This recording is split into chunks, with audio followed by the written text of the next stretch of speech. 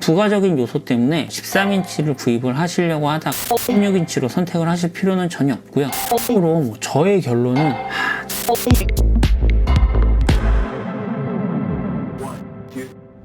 안녕하세요, 란짱튜브의 란짱입니다. 오늘은 제가 맥북 프로를 한 달 정도 사용하면서 느낀 소감, 사용기 이런 걸 한번 이야기를 해보려고 해요. 그리고 다른 맥이 아닌 꼭 이 16인치 맥북 프로를 사야 하는 이유에 대해서 이야기를 한번 해볼 겁니다. 그럼 이야기를 한번 시작해볼까요? 일단 맥북 프로를 사용하면서 가장 체감되었던 부분에 대해서 한번 이야기를 해볼 건데요. 첫 번째, 디스플레이에 대한 이야기입니다. 이 16인치 디스플레이 정말 크고 쾌적하고 레티나 디스플레이가 주는 선명함은 진짜 대박입니다. 제가 집에서는 이렇게 34인치 울트라 와이드 모니터를 사용을 하고 있는데요. 이런 화면이 큰 디스플레이에서 느껴지는 그런 쾌적함이 아니라 정말 레티나의 그 선명함이 주는 쾌적함이 따로 있어요. 제가 지금 사용하면서 설정해 놓은 해상도는 2048에 1280의 해상도를 사용을 하고 있는데요. 일단 기본적으로 맥북 디스플레이 설정에서는 추가 공간이라는 해상도로 설정을 해놨습니다. 어떻게 보면 이 해상도가 글씨나 메뉴, 아이콘 같은 게 굉장히 작게 보이는데요. 이게 디스플레이가 워낙 선명하다 보니까 이게 작아도 잘 보이더라고요. 그리고 이번에 15.4인치에서 16인치로 늘어나면서 전체적인 해상도도 변경이 되었습니다. 조금 더 넓게 쓰실 수 있고 조금 더 선명하게 화면을 보실 수 있는 거죠.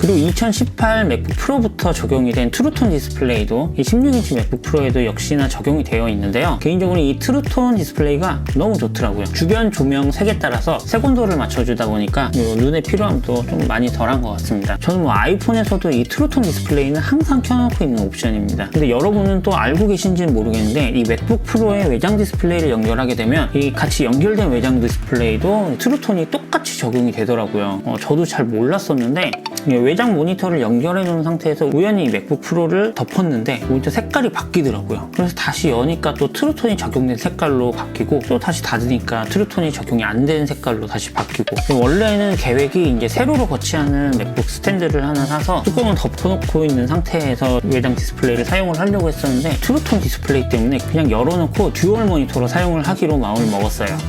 그리고 참고로 사이드카로 연결된 아이패드 같은 경우는 트루톤이 따로 적용이 되지 않습니다. 근데 여러분, 이 16인치 맥북 프로 디스플레이에 가장 큰 이슈가 하나 있었죠. 바로 부스트 잔상인데요. 맨 처음에 사용을 했을 때는 사실 제가 이 잔상이 있다는 거를 별로 인식을 잘 못하고 그냥 별 생각 없이 사용을 하고 있었는데 어느 날 제 이제 외장 모니터를 계속 보고 사용하다가 우연히 바로 맥북 프로로 옮겨서 스크롤 같은 거를 해봤었는데 갑자기 그 잔상이 너무 뚜렷하게 보이는 거예요. 스크롤링 할 때 확실히 잔상이 보였고 다른 맥북들은 어떤지는 잘 모르겠는데 이번 16인치 맥북 프로에서만 이렇게 이슈가 됐다는 건 이전 거보다 훨씬 심해서겠죠. 아무튼 이게 한번 그 잔상이 느껴지고 나서부터는 계속 조금씩 신경이 좀 쓰이더라고요. 그리고 두 번째, 바로 키보드입니다. 키보드는 조용하고 타건할 때 진짜 편안한 느낌이 너무 좋습니다. 특히 이 손가락에 닿는 키캡의 느낌이 정말 좋아요. 매우 만족을 하면서 쓰고 있는데요. 제가 집에서 외부 모니터를 연결해서 사용을 할 때는 이 로지텍 MX 키즈를 주로 사용을 하고 있는데요. 둘 다 펜타그래프 가위식 키보드지만 좀 타이핑할 때 느낌은 조금 다른 편이에요. 물론 둘 다 좋아요. 이 MX 키즈 같은 경우는 굉장히 쫀쫀한 느낌의 타건감이고 소리가 조금 더 가벼우면서 소음이 굉장히 적은 편이고요. 16인치 맥북 프로의 키보드 같은 경우는 MX 키즈보다는 조금 더 부드러운 느낌의 타건감이지만 소리가 저음이 좀 더 묵직하다고 해야 되나? 맥북 프로 바디 자체가 크기가 있기 때문에 이 안에서 울리는 공명이 좀 들리는 느낌입니다. 둘 다 굉장히 마음에 드는 키보드예요. 그리고 이 터치바는 제가 이 터치바 모델은 이번에 처음으로 사용을 해보는 건데요.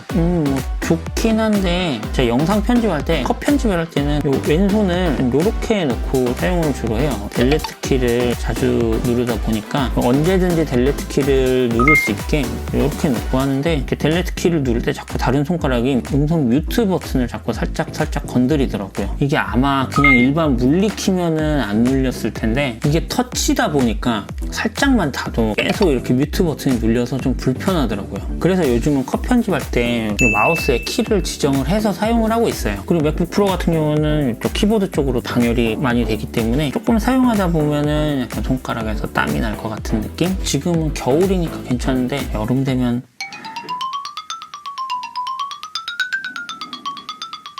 네, 좀 걱정이 되네요.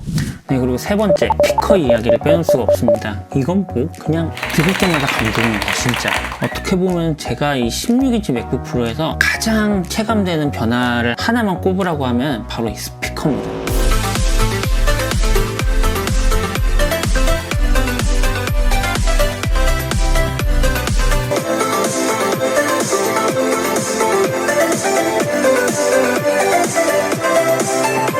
정말 드라마틱하게 좋아졌고요. 와, 이거는 진짜 스피커는 정말 따로 필요 없겠다라는 생각이 많이 들었어요.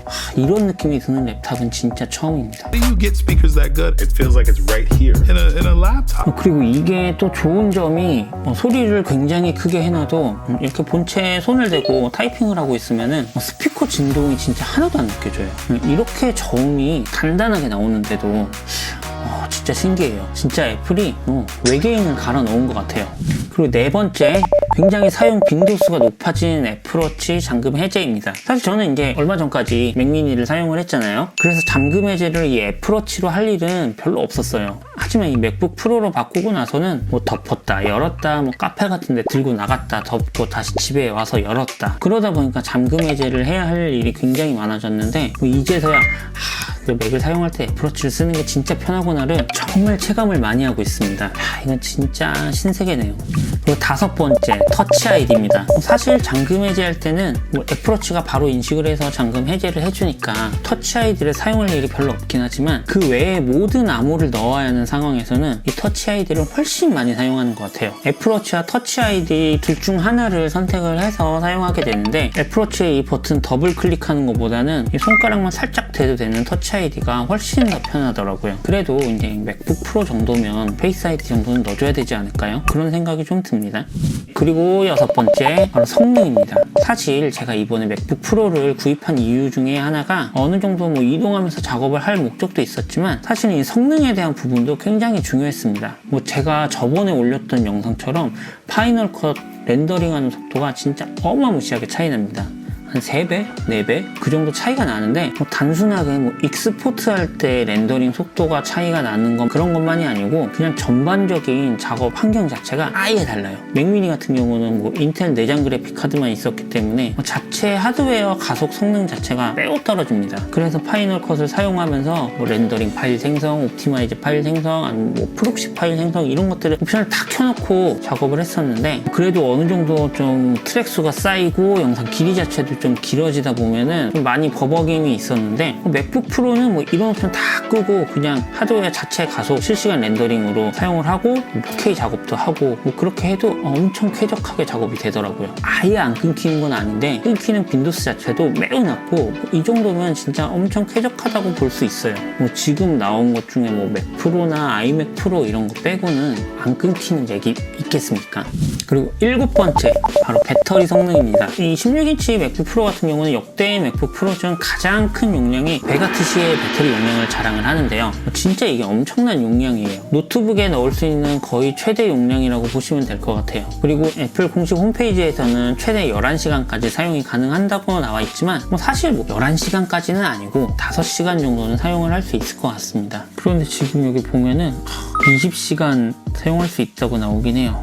어마어마한데요. 하지만 CPU나 GPU 사용량이 좀 높아지면 사용 시간은 기하급수적으로 떨어집니다. 네, 그리고 8번째, 바로 발열인데요. 15인치 맥북 프로에 비해서 발열 구조가 굉장히 개선이 되었다고 하죠. 그렇다고 해서 이거 굉장히 조용한 건 아니에요. 팬이 좀 빠르게 도는 경우가 좀 자주 있는데요.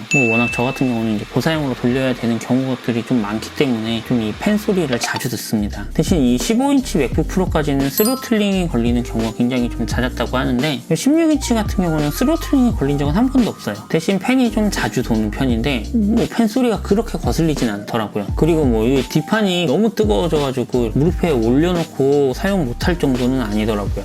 그리고 9번째, 이건 제가 기존에 사용하던 USB-C 독과의 이제 연결 문제인데요. 사실 뭐 제가 기존에 맥미니 사용을 할 때는 이 독을 연결을 해놓고 뺄 일이 전혀 없어서 잘 몰랐었거든요. 보시면은 이렇게 USB-C 독에 7V짜리 USB 허브를 사용을 하고 있는데요. 근데 이게 맥이 켜져 있는 상태에서 연결을 하게 되면 이 USB 허브에 연결되어 있는 디바이스들이 제대로 인식이 안 될 때가 많더라고요. 이래저래 뭐 뽑아서 USB 포트를 바꿔서 끼고 뭐 이러다 보면은 다시 인식이 돼요. 아니면 연결 전에 전원을 끄고 연결을 한 다음에 전원을 키면은 연결이 또 잘 되고요. 이게 뭐 다른 USB-C 허브들도 그런지 아니면은 그냥 이 USB 3.0 허브 자체의 문제인지는 저도 궁금하네요. 지난번에 맥미니에 연결해서 사용할 때는 충전이 필요가 없었다 보니까 그렇게 발열이 심하지 않았었는데 아무래도 맥북 프로에 연결을 하니까 뭐 충전도 함께 이루어지다 보니 좀 발열이 확실히 많아지더라고요. 물론 저 USB-C 허브 자체가 본체가 알루미늄이라 방열이 잘 된다라는 걸로 볼 수도 있겠네요.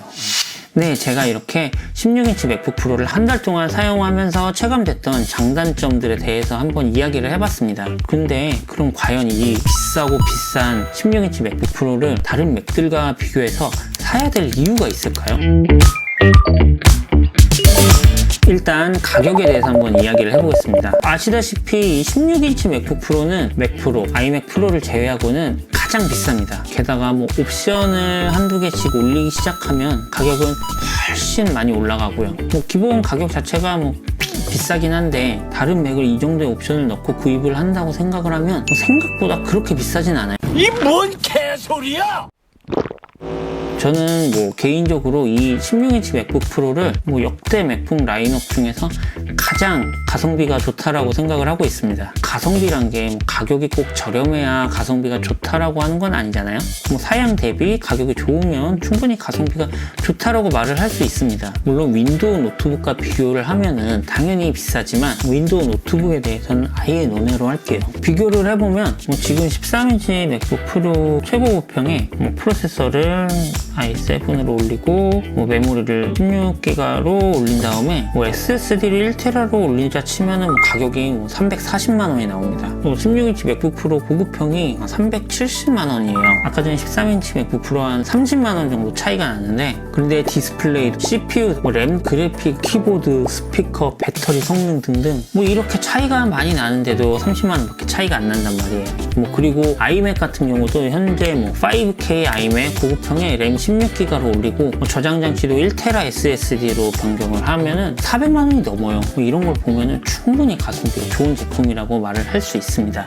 제가 생각했을 때 이 16인치 맥북 프로의 타겟팅 고객은 아마 데스크탑과 포터블에서 연속적이고 동일한 작업 환경을 원하는 사람들인 것 같습니다. 뭐 제가 일단 딱 그런 목적이었고 뭐 만약에 그런 목적이 아니었으면 그냥 맥미니는 맥미니대로 그리고 가벼운 맥북 프로 13인치나 아니면 뭐 맥북 에어 같은 거로 구입을 해서 가벼운 작업만 했을 것 같아요. 하지만 이 16인치 맥북 프로는 그 현재 나온 맥 라인업 중에서 뭐 데스크에서든 뭐 포터블에서든 최고의 퍼포먼스를 보여줄 수 있는 모델이잖아요. 그래서 이러한 환경이 필요하신 분들에게는 16인치 맥북 프로가 정말 좋은 선택이라고 할 수 있습니다. 대신에 내가 뭐 이동하면서 잘 안 하고 데스크에서 주로 작업을 할 목적이시라면 이거보다는 뭐 5K 아이맥이 좀 더 좋은 선택이 될 겁니다. 뭐 애초에 랩탑과 데스크탑은 플랫폼 자체가 아예 다르기 때문에 같은 사양이면 아이맥 쪽이 아무래도 성능은 좀 더 좋을 거예요. 또 반대로 메인 작업을 위한 데스크탑이 있는 상태에서 뭐 외부에서 가벼운 작업만 하거나 랩탑을 이용한 뭐 공연 같은 거를 많이 하는 뮤지션들 같은 경우에는 13인치 맥북 프로를 좀 더 추천을 해드려요. 일단 16인치 맥북 프로 같은 경우에는 부피도 좀 크기 때문에 공간도 많이 차지를 하고 굉장히 좀 무거운 무게 때문에 이동이 굉장히 잦은 경우에는 항상 커다란 백팩과 함께 돌아다녀야 하다 보니까 기동성을 좀 더 중시하시는 분들에게는 13인치가 좀 더 잘 어울리는 것 같아요. 특히 공연 때 사용하시는 분들은 작은 사이즈가 훨씬 더 유리합니다. 뭐 이런 건반 같은 데 올려놓고 사용을 한다든지 아니면 뭐 드럼 같은 거 옆에 이렇게 놓을 때도 16인치는 좀 많이 커요. 사실 이 16인치 맥북 프로를 선택을 하게 되는 가장 큰 요소는 이 넓은 디스플레이, 또 매우 뛰어난 퍼포먼스, 뭐 이전 모델에 대비해서 훨씬 고용량으로 시작되는 뭐 SSD와 램 뭐 이 정도일 것 같아요. 그 외에 키보드나 스피커 같은 경우는 굉장히 그냥 부가적인 부분이고요. 뭐 이런 부가적인 요소 때문에 13인치를 구입을 하시려고 하다가 16인치로 선택을 하실 필요는 전혀 없고요. 대신에 이전부터 15인치 맥북 프로에 램이나 SSD 용량 추가 같은 CTO 옵션 변경을 조금이라도 고민을 하셨던 분들에게는 무조건이에요. 무조건 16인치로 가세요. 네, 지금까지 저의 16인치 맥북 프로 한 달 사용기와 이 16인치 맥북 프로를 선택해야 하는 이유에 대한 이야기를 한번 해봤습니다. 이 영상이 16인치 맥북 프로 구입을 조금이라도 고민하시는 분들에게 조금이나마 도움이 됐으면 좋겠습니다. 참고로 저의 결론은 진짜 사길 잘했어요. 돈 있으면 지르세요. 여러분. 네, 오늘 영상이 도움이 되셨다면 좋아요, 여기 구독하기, 오늘 알람 설정도 꼭 부탁드립니다. 지금까지 란짱튜브였고요. 시청해주셔서 감사합니다. 좋은 하루 되시고요. 잘 가요.